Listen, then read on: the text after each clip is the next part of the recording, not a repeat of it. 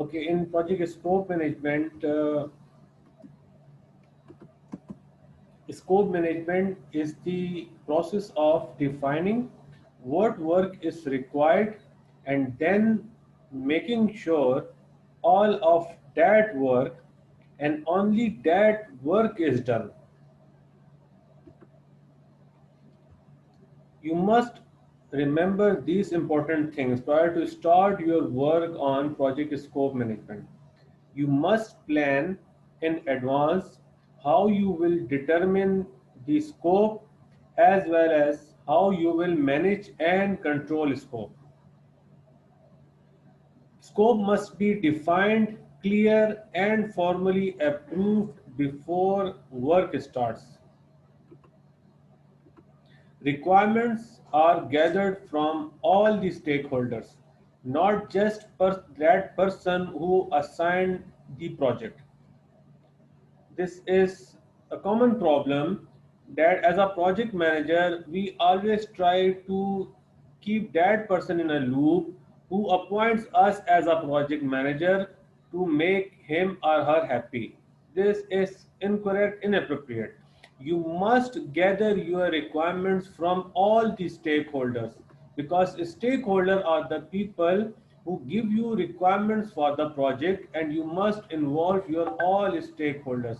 If you do not identify your stakeholders well in the initiating phase of the project, and you complete your planning phase of the project, and in the executing phase of the project, you most likely you will face changes, and changes will cost you.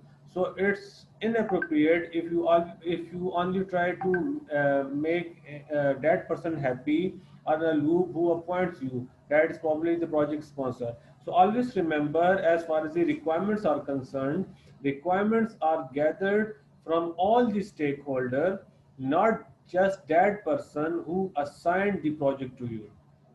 So requirement gathering can take a substantial amount of time, especially on large projects that may involve obtaining requirements from hundreds of people.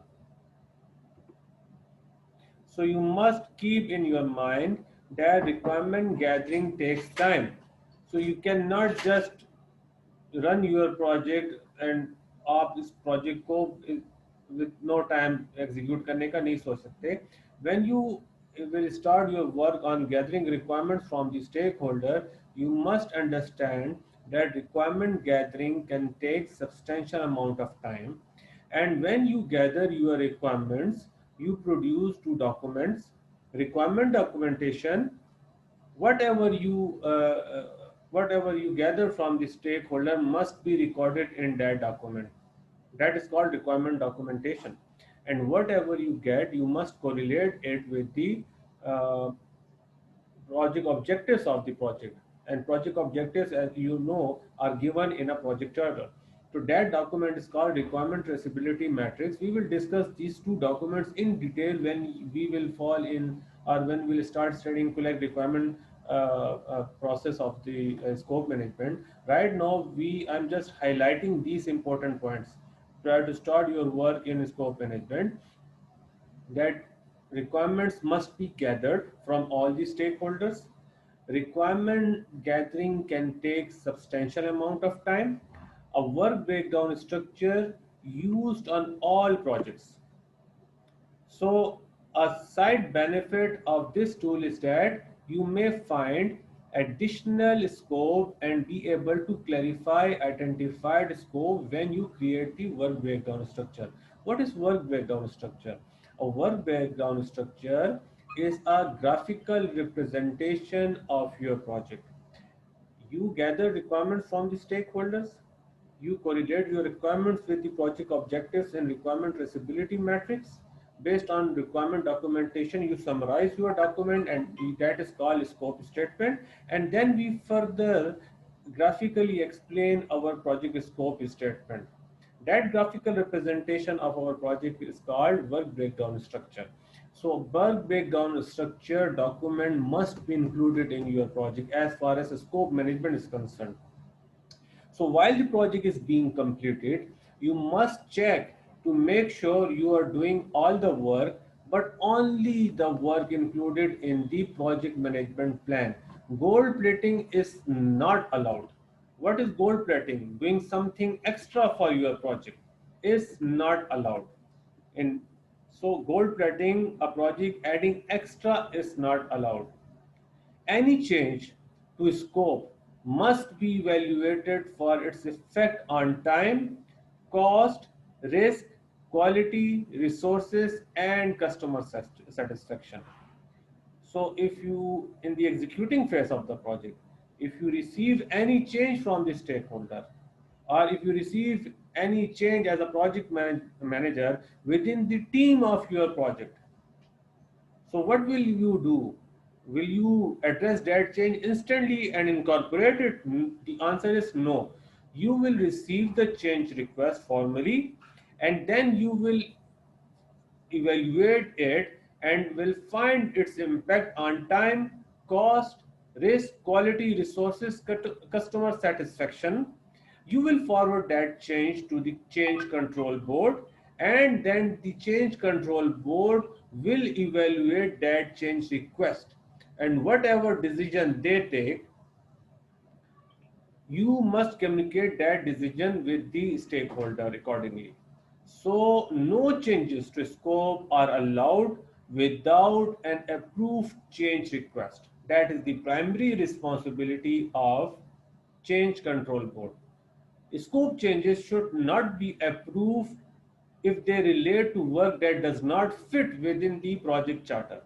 So, as a project manager, you should have courage to say no to those people who you believe is inappropriate and is not included and does not fit in the scope of the project. So you need, as a project manager, to continuously determine what is and is not included in the project. So let's summarize it.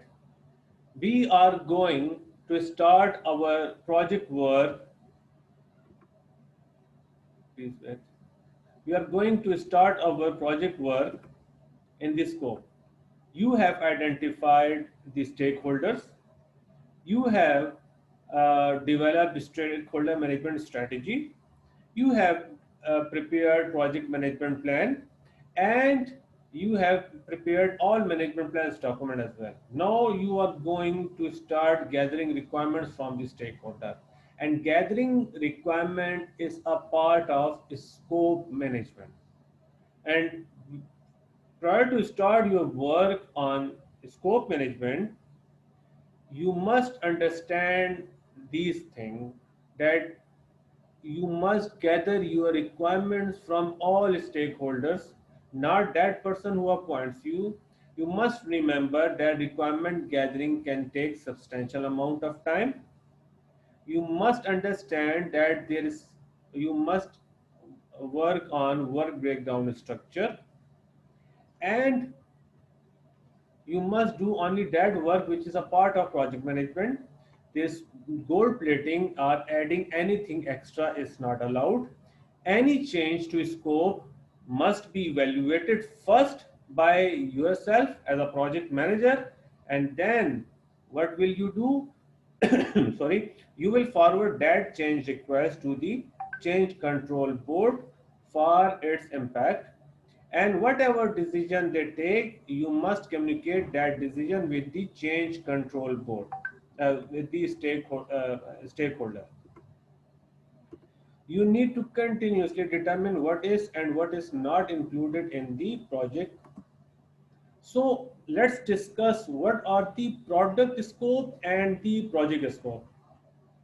The project scope includes all the work needed to be done to create a product or deliverable or service. The project scope is all about the project. It defines the requirement of the product, the work required to create the product, and defines what is in the scope and what not. Whereas the product scope is the characteristics, features, or functions of the product, service, or result. It is the outcome of the project. The product scope is all about the product. How will it look like? How will it function? Let's discuss it understand it through the example. The client comes and asks you to construct a school building for him. He gives you his requirement, like what would be the size of the school building and how many rooms it will have, size of the playground, number of toilets, painting, when it needs it, etc. You should take the project and start working on it. You make the plan, create the schedule, and estimate the budget. You move on to the executing part. You bring your workers to the site and start constructing the school building. You complete the project and verify with the client that the school building is as per his requirement, and then you hand over the school building to the client, get the payment, and the project is closed. So in the above example, there are two parts. In the first part, client asks you to make a school building for him and gives you his requirement, that is characteristics. This school building is the product, and the requirements for this product are known as the scope. Therefore, in the first part, what he gives you is the product scope. In the second part, you work to construct the school building within the given time and budget, meeting all the client's requirement by following the project management plans. Lastly, you deliver it to the client. In this part, when you have done to construct the school building, is called a project scope. So what is project scope? Project scope is all about developing a project charter. Project scope is all about identifying your stakeholders. It's all about to prepare a project management plan, requirement documentation, requirement traceability matrix, work breakdown structure, scope statement, working on the activity list, activity attributes, working on the control schedule, working on network diagram, assigning, working on the budget, preparing a documentation, working on the risk, procurement, preparing a communication management plan, and things like that. So there are processes of project management. So when you will actually do project management work, that is called project scope. And when you will be working on constructing that school building, whatever your project sponsor has given you requirement, that is called a product scope. So the first official document in scope management is scope management plan. If you remember, we have discussed it earlier that in the planning phase of the project, first step as a project manager is to work on project management plan. And all management plans like scope management plan, time management plan, like you have got knowledge areas in project, right? Like scope management, time management, cost management, resources, quality, risk, procurement, communication, everything. You have knowledge areas. So each knowledge area has a first process that is called management plan. Like you are going to start your work in scope management. So first official process is called scope management. When you will actually work on time management, first schedule management, sorry, first official document will be schedule management. Then in cost management, first official document will be cost management plan. So scope management plan contains project scope statement development, work breakdown structure dictionary, scope baseline maintenance, scope changes, deliverable status, and scope and requirement integration. What does it mean?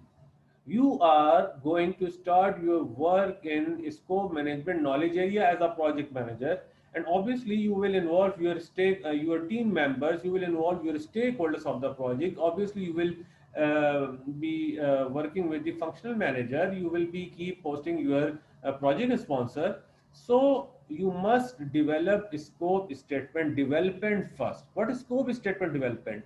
It describes how the scope statement will be developed, including any alternative analysis, stakeholder interviews, or research that will be conducted. In simple means, it's explain that how will you gather requirements from the stakeholders. And obviously, remember, without working on work breakdown structure, there is no requirement gathering. What is work breakdown structure? Work breakdown structure is a graphical representation of your project. When you do not produce this document, it's most likely that you will miss your requirements from the cracks. Describe the work breakdown structure and whether it will be arranged using phases, geography, major deliverables, or some other area. The guideline for establishing control accounts and work packages may also be documented. And then each and every subcomponent or work package must be explained. Fine. So identify the fields that will be used in the work breakdown structure and the level of detail needed. We will study these documents in detail, so don't worry if you are not understanding it right now. We are just highlighting the important phases or processes or and documents of project scope management. So what is the scope baseline maintenance? In scope management knowledge area, you will work on requirement gathering. Okay, that requirement gathering is done in collect requirement process of the project. Then next process is to work on define scope. You take your requirement documentation and you summarize it, and you include.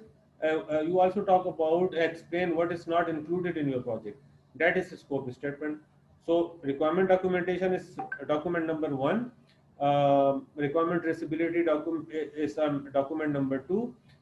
Based on these two documents, you summarize it, and that is called project scope statement. Then you, in next process of the project, you work on work breakdown structure, and you that is the graphical representation of your project, and then obviously you explain it. So that explanation is given in the work breakdown structure dictionary. So altogether, you will produce these five documents. So what is the scope baseline maintenance? The uh, uh, scope baseline contains three documents: requirement, project scope statement, work breakdown structure, and work breakdown structure dictionary. So identify the types of scope changes that that will need to go through the formal change control process, and how the scope baseline will be maintained. So what is baseline? When you prepare right now as a project manager, you are working on in the planning phase of the project. Fine. You are gathering requirements from the stakeholders, for instance.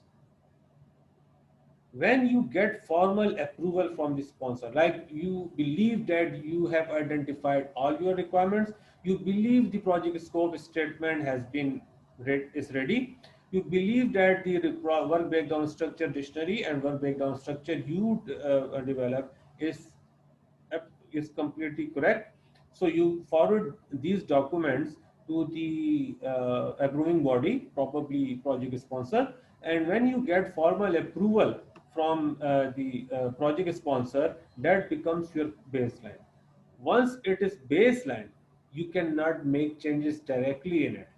So you must identify the types of scope changes that will need to go through the formal change control process. Now, if after the approval, if you want to incorporate any change, that change must be done through the formal process. That must be forwarded to the change control board. We'll study it in detail. So, scope change, how changes to scope will be managed. This includes articulating the difference between a scope change and scope revision. And finally, how you will develop deliverable, and what will be the acceptance criteria for the deliverable. Obviously, you produce deliverables in your project, and those deliverables belongs to the stakeholder requirement. Whatever you produce, you will involve your stakeholders. Like, look, see whether we have constructed or developed these five deliverables today. So Is it acceptable to you or not? So that we process it through proper formal documentation work. For each deliverable, identify how the deliverable will be validated for customer acceptance, including any test or documentation needed or sign off. So these are important points to remember, right? You are working on very important knowledge area, because in the executing phase of the project, whatever you will do it to accomplish your project objectives. And objectives can be achieved through appropriate requirement documentation and appropriate requirements of the stakeholder. If we have gathered the complete list of requirements from the stakeholder, so you will, in the executing phase of the project, you will producing your deliverables based on those requirements. Fine. So how you will address this very important issue? You must do it in the scope management plan. Scope management plan is a planned document of scope. Like you are going to start your formal work in scope. So these are my guidelines. These are my policies. This is how I will gather requirements from the stakeholder. This is how I will work on the work breakdown structure. This is how I will work on the work breakdown structure dictionary. This is how I will forward after finalizing these documents. I will forward these documents to my project sponsor, and this is how I will get formal approval from the project sponsor. And what after the approval, if there are changes, this is how I will address my changes. And this is how after the development of my project deliverable, I will get the formal approval from the customer or the stakeholder. So scope management plan is your policy document. I hope it's clear now. So let's move on. What is elicitation and analysis? Elicitation is gathering requirements from the stakeholder, discovery and progressive elaboration of understanding the needs of your stakeholders and customers. Analysis examines the sequence, data, logical rules, stakeholders, and various relationships that exist. So what to analyze? People who use the system, their interaction, data, rules and scenarios, the driver user behavior needs, and other who may be impacted. Elicitation and analysis is a loop work. You gather requirements from the stakeholder, you analyze it. Then you gather requirements from the stakeholder, you analyze it. So this is the relationship between elicitation and analysis phase of the project. So mindset to be successful, always remember, keep focused on building the right thing for your customer, user and business. Use collaboration skills to open stakeholders' mind, understand and embrace your role. So let's discuss the development life cycle. Create and evolve a product using predictive, iterative, incremental, adaptive, or hybrid models. What is predictive life cycle?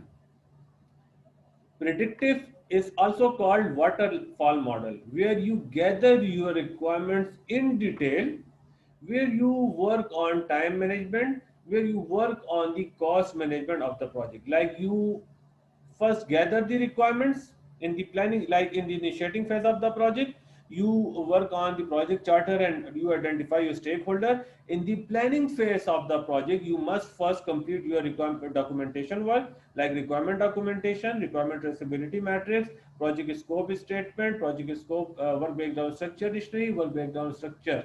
You get it formal approval from the project sponsor, that becomes your scope baseline. Then you work on in the schedule, you take your work breakdown structure, you produce activity list, you work on activity attributes document, you produce milestones document, you create a, network diagram, you get formal approval from the project sponsor, that becomes your schedule baseline. Then in next phase, you work on determine budget, and you work on estimate cost estimates. You forward it to your project sponsor, that becomes your baseline. So when you complete your planning phase of the project, then you only then you can fall in the executing phase of the project. This is called predictive life cycle, means step by step you will start your project work. So a form of project life cycle in which the project scope, time and cost are determined in the early phases of the life cycle. Whereas in the iterative life cycle, project scope is decided earlier, but time and cost estimates are modified as team understand the project increases iteration, develop the product through a series of repeated cycle. So what I'm trying to say is, in the predictive life cycle, you complete your planning work first, then only then you can execute fall in executing phase of the project, right? But in iterative life cycle, you gather your requirements first, you produce your scope baseline, but you do not get the formal approval, or you do not produce schedule baseline and time baseline. You uh, through different iteration get things done or get formal approval time to time. In incremental life cycle, a deliverable is produced through a series of iteration. When we each successive iteration adds some functionality, we produce it incrementally, module wise we start our development in incremental life cycle. When in iterative life cycle are all together, you club it, that becomes your agile projects. So there's another life cycle that is called adaptive life cycle. Scope is defined and approved before the start of each iteration. And what is hybrid life cycle? The combination of predictive and adaptive approaches is called hybrid life cycle. So you must memorize these development life cycles of the project, and you must understand it that in predictive life cycle we work on planning phase of the project first, and right after the completing the planning phase we can start our deliverable work, or we can fall in the executing phase of the project. Whereas the iterative phase explains that you gather requirements from the stakeholder first, but do not estimate time and cost. Do it on phase wise or module wise. In incremental life cycle, we do not gather complete requirements first, we do it module wise, phase to phase. We gather requirement, like you are going to make 2 rooms ready in this month, so you only focus on gathering requirements of 2 months from the stakeholder for 2 rooms only. When 2 rooms are ready, then you can start your work on room number 3 and room number 4, for instance. So this is how we explain uh, the development life cycle of the project. So let's discuss the inputs, tools, and techniques and outputs of plan scope management.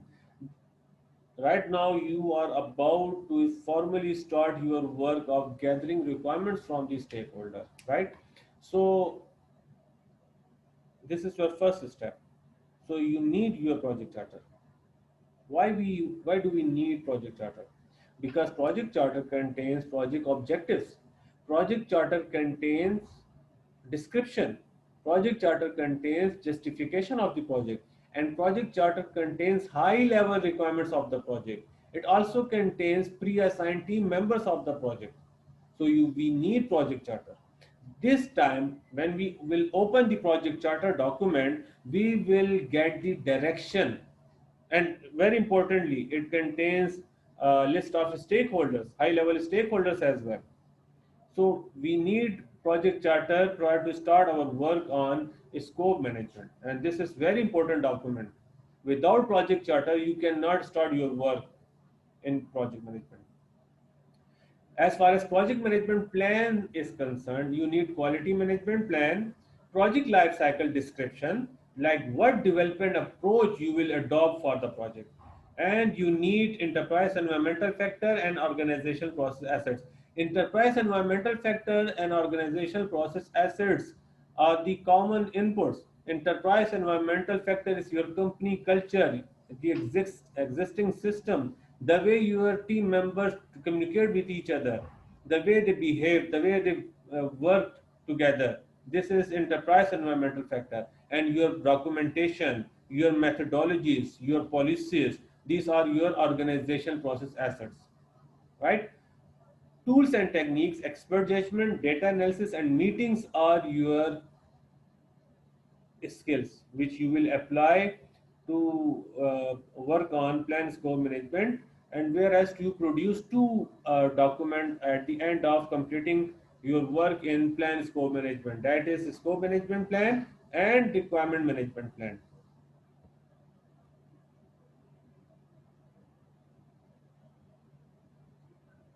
Okay, so let's discuss the project phase, a collection of logically related activities that culminates in the completion of one or more deliverables. Project Project charter contains project business documents and benefit management plans. The sponsor is responsible for developing and maintaining the business case, while the project manager ensures that the business case, benefit management plan, charter, and project management plan aligns with each other. The project manager also makes sure the project documents are in alignment with the project document. Like pre-work is need assessment, business case, benefit management plan, and then you have project charter, and then you work on project management plan and you start your project gathering requirements from the stakeholder. So what is business case? The business case includes the reason for the project initiation, objectives, go or not go decision for the project, project success by comparing it to the project objectives used through the life of the project. So how the success of the project is measured? This is measured through time, scope, and cost, and with the quality matters. What is quality? When you gather requirements from the stakeholder and when you complete your project accordingly, means according to the project specification and requirement documentation, that means that you are doing your project work with full quality. So what is project success? What does success look like? How will success be measured? What factors may impact success? Now that you and the key stakeholders have agreed to what project success looks like, you might be wondering how in the world do you measure it? There can be relatively simple measurement like whether you have completed the project uh, measurement plan, if you met governance criteria, stakeholder satisfaction. Another way to measure project success is with the financial measurement that might include return on investment or ROI or payback period. For example, if your project gets its ROI back in 2 years or sooner than expected, it's also good to know that these two measurements can be used when choosing a project. And remember, the lower the number, the better. Other financial measurement you can use are internal rate of return, net present value, and benefit cost ratio.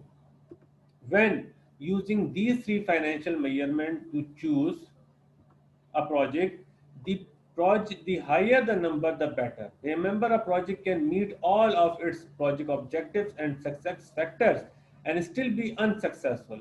This happens in case where the business or market need has changed before the project has been completed. What's important to remember is that the project manager needs to make sure success factors are identified in the early phase of the project. So, what we have learned today? We have learned that when your project starts, it starts once the project charter gets formal approval from the project sponsor. And based on the project charter, you identify your stakeholders, not that person who appoints you, but all those people who will give you requirements for the project. And then you develop a strategy for the project as stakeholders as well. And in the planning phase of the project, you produce a project management plan, and then formally you start your work in scope management.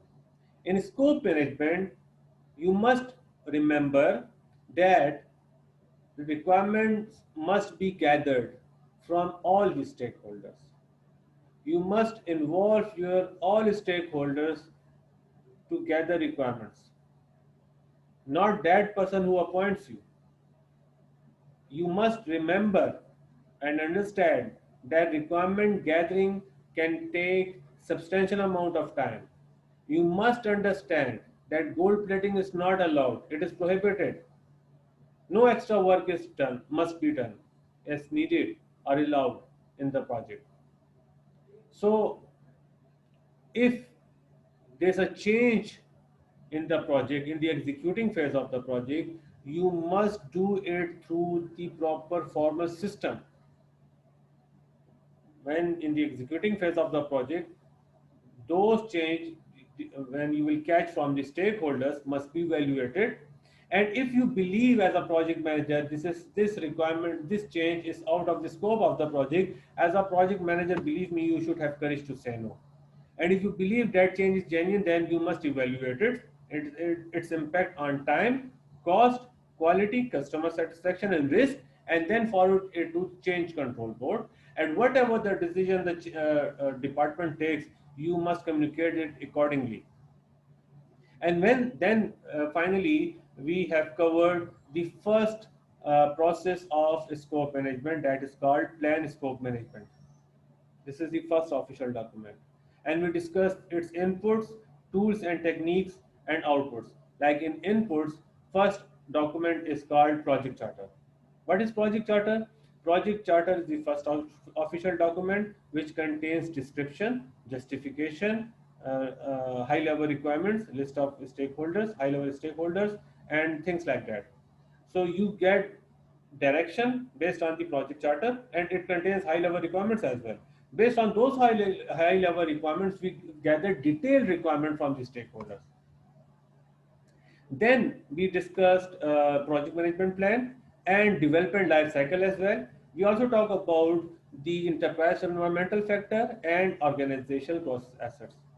As far as tools and techniques are concerned, expert judgment, get expert opinion from the third party, and meetings is a common input tool and technique of a project manager. And then we produce two documents: scope management plan and requirement documentation. And finally, I highlight on the project success, that when you will start your project, you must develop this document, that what does success look like, what does it mean. So you must identify its factors and different related things. So, inshallah, next week we will study and discuss next process, that is called collect requirements. Collect requirement is the second process of requirement scope management, where we discuss how to gather in detailed requirements from the stakeholders. And what documents we produce? We produce two documents: requirement documentation and requirement traceability matrix. So, inshallah, next week I will explain collect requirement process document. Thank you. Allah Hafiz.